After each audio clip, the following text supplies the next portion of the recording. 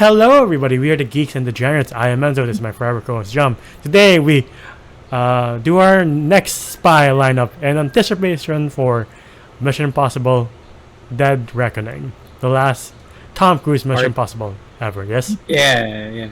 The Half-Blood Prince Part 2 or some shit like that. I don't know. But yeah. Definitely Hollow's Mission Impossible.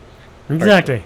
So we're going down what seemed to be the doom of Mission Impossible, but from here on out, it just got better, and you're like, an amazing recovery because this movie is fucking boring.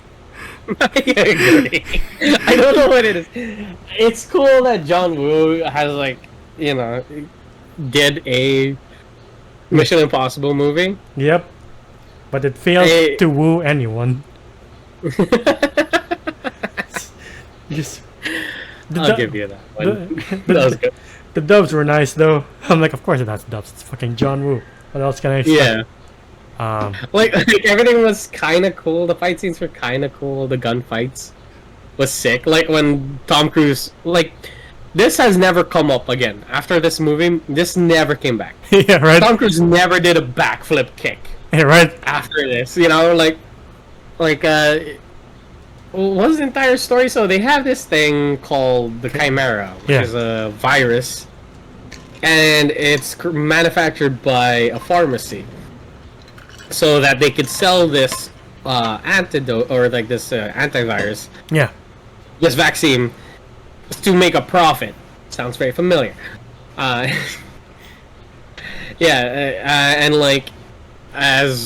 we go on, we first see Tom Cruise, and we're like, wow, he already has a thing. We're kind of halfway through the movie already. Nope, it happens to be a Scottish or Irish bad guy. And I'm like, oh, cool. Who used to be an old IMF agent. I feel like we've done this before. I feel like, I feel like the IMF has to start doing some screening, better screening for their agents. What are the possibilities of you not going rogue? Forming an entire rogue nation of ex-spies, But yeah, Sean Ambrose, played by Dougray Scott, who said no to Wolverine to say yes to this movie, and will go down in history as a very... Was he gonna play Wolverine? Yeah. If not for this movie. One of the very big what-ifs. If he didn't say yes to this and said yes to Wolverine, maybe we would never hear of Hugh Jackman, but that's not this universe. But I feel like he would have done a good Wolverine. He looks like him. Yeah. But yeah, I haven't heard from him since this movie, so I should tell you what happens when you do during a bad movie. Anyway. Yeah. It starts off well, Ethan Hunt meets Naya. Yeah, Naya, played by Tandy Newton, and they have this chemistry, and there's a lot of, what do you call this? Sexual innuendo. So I'm like, this is new for Mission Impossible. I guess they're trying to make this American James Bond. I love how they try to do a whole GoldenEye thing where, Ethan Hunt is chasing her down with her Audi TT, and he's in his Porsche. Yeah. And they're having this sexual tension because they're driving so fast and so precarious. And then she almost fucking dies. I was like, what? Yeah. So that shit happens, and I don't know, I didn't feel it. No.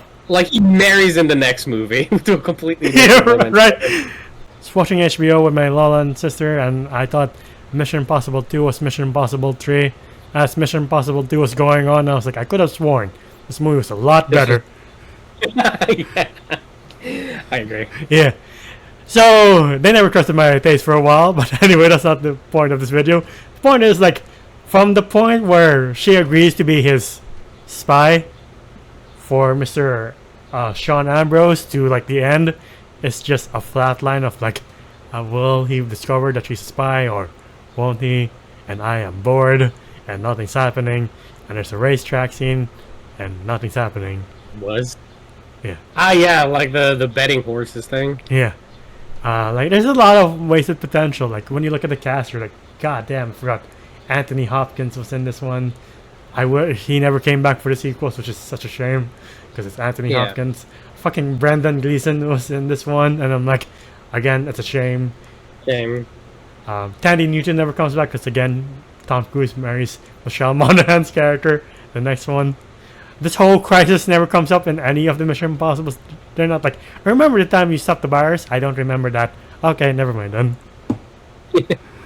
Yeah, but like, oh god, yeah. So I remember most of what happened in the middle until they got to the scene where they're at the building, and they're with Brendan Gleeson, and he's like going to steal the virus, but he fails. So the girl injects herself with that virus, and he's like, "I gotta time you 20 hours." And like Tom Cruise like bolts it and jumps off a building. Yeah, John Woo like, style. Yeah. By the way, I have to admit though, I do love the John Woo like running two-handed and just like clack clack clack clack clack. And I'm like, oh, that's cool. Yeah. You know, like it's cool that like you see Tom Cruise doing like a dive, doing a roll. Clearly things that would just absolutely wreck a man's body. Yeah. Like you can tell that Ethan Hunt dumped skill points into the wrong stats for this one. And you're like, I've never seen you do this in any of the other Mission Impossible. Usually you're just a fucking bull, not fucking this nimble whatever the fuck you are right now. Yeah, everything was to the extreme. It really felt like, you know, Triple X. You know, it felt like a Vin Diesel movie. Yeah. Where like the first time you see Tom Cruise, it's kind of like in Triple X where you see Vin Diesel like he's like skiing in an avalanche. You know, because he's so extreme. You see Tom Cruise like free climbing, and he's like doing this, and he's like, "Yeah, I'm so calm in danger," you know. Like it, I just couldn't take it so seriously. It was just so funny, and like, the man times it 20 hours until this girl dies, and the virus leaks out. I was like, okay. So, and they can't kill her because she's worth what, $30 million. Yeah. Cool. All right. Well, the dude just straight up just like has an entire plan planned within. I don't know what did he clock it in, like 18 hours? Yeah.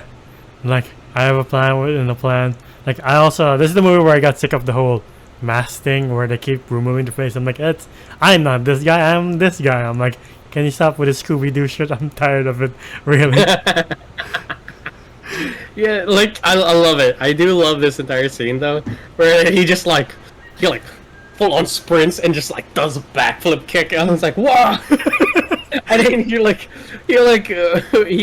Tekken or Mortal Kombat finishes like some dude with a drop kick. I was like, whoa.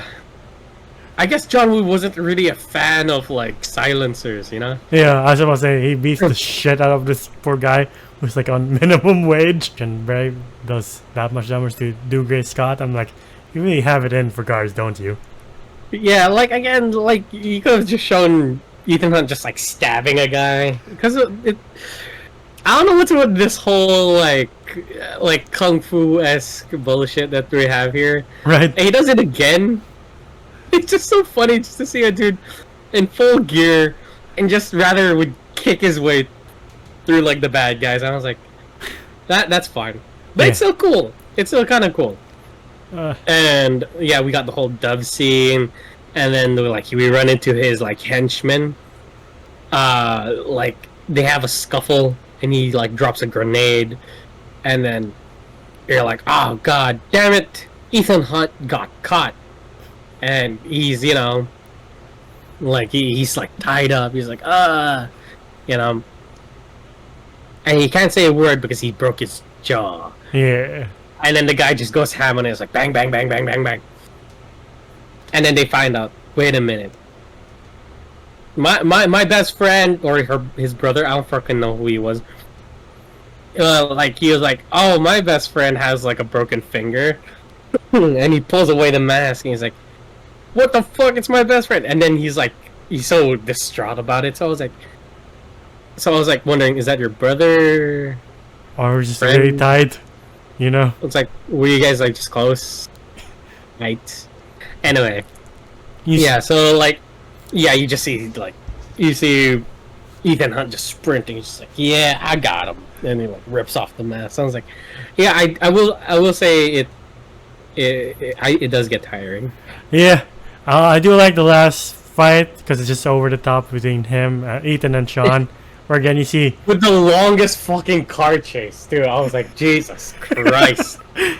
that ends with like motorcycle versus motorcycle, and I'm like, how does that even work? That explodes and none of you are hurt, but sure.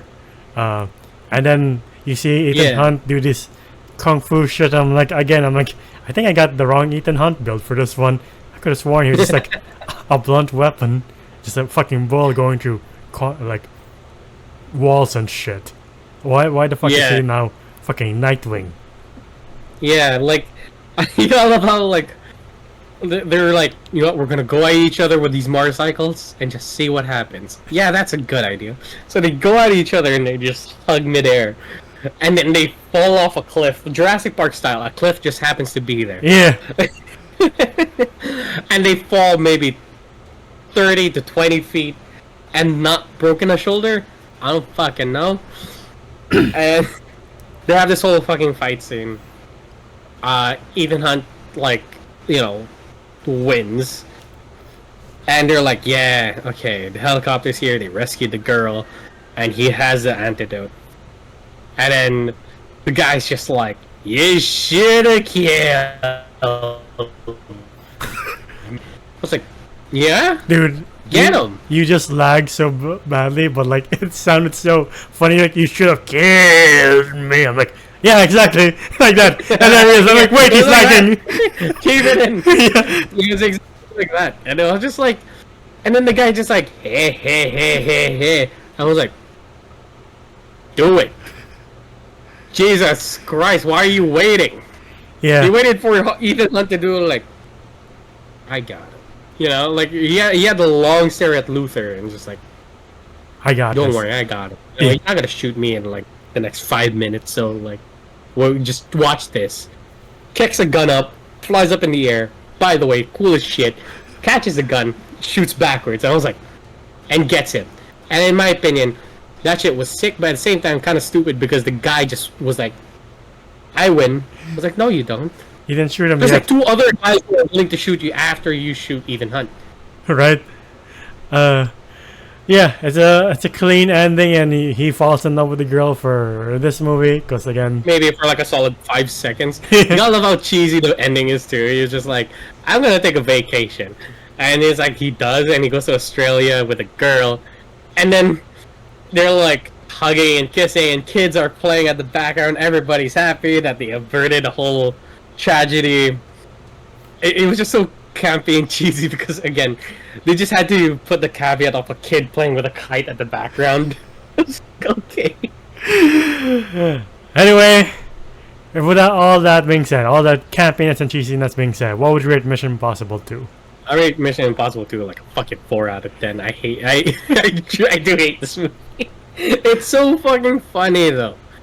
They really were like, yo, what's hot right now? Triple X. But like, it's kind of not our in our character. It's not in our branding.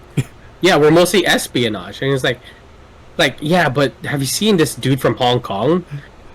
He's pretty cool. Like, I agree with you. Like, it's so campy and cheesy. Like, it's not enough camp and cheese to keep me awake. Like, sometimes I would doze. I'm like, what the fuck happened? Oh, we're still in the dude's beach house. All right, I guess something happened. Yeah. And then like we go straight into like Mission Impossible 3, which was full on espionage and military shit, where I was like, it's somewhat realistic. Yeah. And I'm like, I was in for that. I was like, yeah, they're just like, they just did a whole 180 on like on their kind of brand. Yeah. Where they're just like, no, we can't keep this shit up. No one wants this. Right?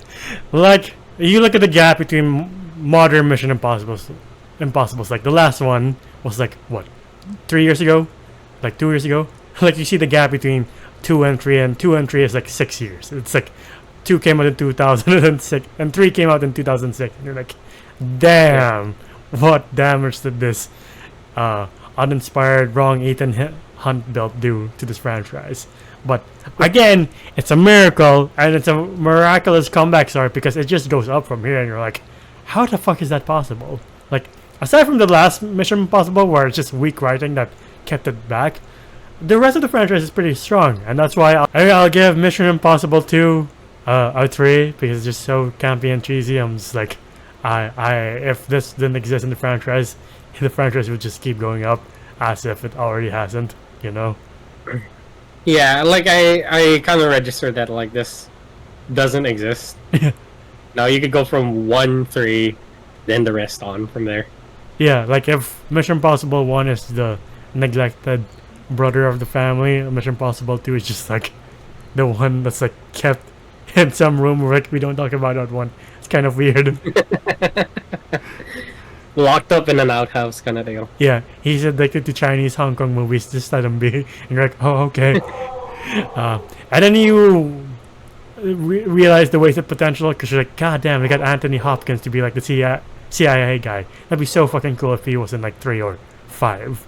But like, yeah, we're here anyway. But yeah, it's not the greatest spy film anymore, or never was. But like, it is a guilty pleasure at the very least. It is quite funny to see like Ethan Hunt, this like bull of a man, and Tom Cruise just be like, I'm gonna try some acrobatics for once. I'm gonna roll for acrobatics and hopefully I get a nat 20. You know, man was just getting nat 20s all around. I'm like, fuck. Right? I'm like, damn. But yeah, definitely the worst. If I'm being truly honest, the worst of the Mission Impossibles, which again is a tiny like poke at this huge ass franchise. We're like, wow, we've really just been improving since then. But yeah, to the audience watching, what's the worst movie in a really good franchise for you? For the audience and you. Yeah, for you and the audience. You know, Pixar has fucking Wall-E. I'm kidding, no. Here we go. I think you need to rewatch that movie. Yeah. But for a whole franchise, I would say Star Wars. Which one? God, There's like 3 of them. Just a whole trilogy. Nah. The first one was good. The other 2 were bad. Oh yeah. In like a roster of good movies. Yeah. I'll go MCU. I will say Iron Man 3 because I haven't seen it since it came out in theaters. Even though The Dark World I've seen twice. Don't know why I did that to myself, but yeah. But yeah, to the audience watching, same question to you. But yeah, if you want to see more of us here, please leave a like, subscribe, and ding the bell icon to get notified of when we upload next. We're also on Spotify and TikTok to see our best and funniest moments. Spotify to hear us on the go. And the video ends both on Letterboxd and Zoda's Voices on TikTok. Where can they find you? Oh, you can find me at JomGeom_ on Instagram. It is my account. And until the next one, we'll see you then. Bye, everybody. Ciao.